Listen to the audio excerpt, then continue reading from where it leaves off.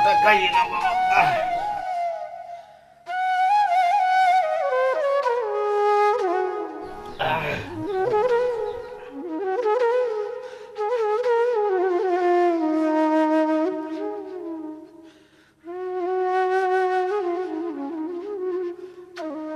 মানিক, ও বাবা, বেশ কয়েকদিন হলো রতনকে দেখছি না।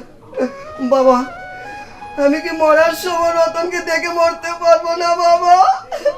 বাবা, আপনি অযথা টেনশন করছেন। রতন ভালো আছে, সামনে রতনের ডাক্তারি পরীক্ষা না, তাই পড়াশোনা না নিয়ে ব্যস্ত আছে। সে তো ঠিক বলছে বাবা, রতন ডাক্তার হবে, গ্রামের সবার সেবা করবে। ও বাবা, তুই ছোটবেলায় লেখাপড়ায় অনেক ভালো ছিলে রে বাবা। অভাবের তাড়নায় তোকে পড়াতে পারলাম না, আর নইলে আজ আমার দুইটা ছেলে ডাক্তার হতো বাবা।